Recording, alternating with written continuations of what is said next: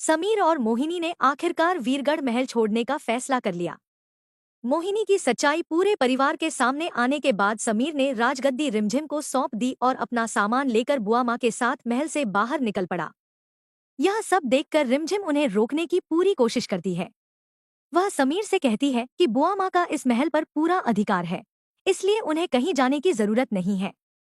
लेकिन समीर अपना फैसला बदलने से साफ इनकार कर देता है और मोहिनी के साथ वहां से चला जाता है। महल से कुछ ही दूर पहुंचे होते हैं कि अचानक एक तेज रफ्तार कार उनकी गाड़ी को जोरदार टक्कर मार देती है। टक्कर इतनी भयानक होती है कि समीर और मोहिनी गाड़ी से बाहर सड़क पर जा गिरते हैं और दोनों गंभीर रूप से घायल हो जाते हैं। हादसे की खबर मिलते ही रिमझिम घबराकर मौके पर पहुंचती है। वहां का नजारा देखकर उसके पैरों तले जमीन खिसक जाती है। समीर और मोहिनी खून से लथपथ सड़क पर पड़े होते हैं। रिमझिम तुरंत समीर को अपनी गोद में उठाती है, उसे होश में लाने की कोशिश करती है और पानी पिलाती है। थोड़ी देर बाद समीर को हल्का सा होश आता है। बिना समय गंवाए रिमझिम दोनों को अस्पताल लेकर पहुंचती है। डॉक्टर जांच के बाद बताते हैं कि दोनों को बेहद गंभीर चोटें आई हैं और अभी उनकी हालत के बारे में कुछ भी कहना मुश्किल है।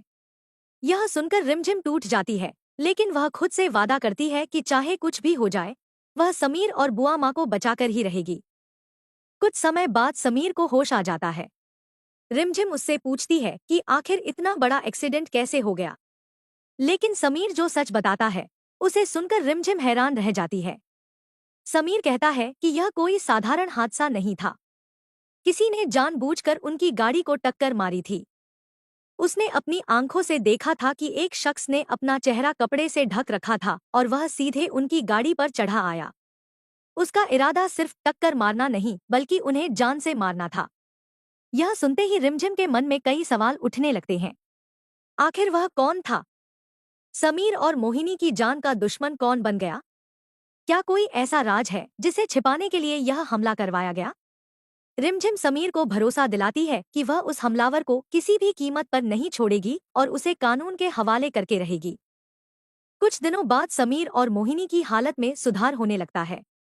सुरक्षा को ध्यान में रखते हुए रिमझिम उन्हें दोबारा महल ले आती है और पृथ्वी शाह से कहती है कि जब तक हमलावर पकड़ा नहीं जाता तब तक समीर और बुआ माँ कहीं नहीं जाएंगे। पृथ्वी शाह भी उसकी बात मान लेते हैं, लेकिन रिमझिम यहीं नहीं रुकती। वह हादसे वाली जगह पर पहुंचकर वहां लगे सीसीटीवी कैमरों की फुटेज निकलवाती है। रिकॉर्डिंग में साफ दिखाई देता है कि दूसरी कार ने जानबूझकर समीर की गाड़ी को टक्कर मारी थी और फिर तुरंत वहां से फरार हो गई। इस सबूत को लेकर रिमझिम सीधे पुलिस के पास पहुंचती है। पुलिस भी मामले की जांच शुरू कर देती है और आरोपी की तलाश तेज कर देती है। इसी बीच रिमझिम के मन में एक नया शक जन्म लेता है। उसे याद आता है कि पृथ्वी शाह समीर और मोहिनी से बेहद नाराज थे। कहीं उन्होंने ही किसी को पैसे देकर यह हमला तो नहीं करवाया? इसी शक के चलते रिमझिम अब चुपचाप पृथ्वी शाह की हर गतिविधि पर नजर रखने लगती है और उनकी बातचीत सुनने की कोशिश करती है।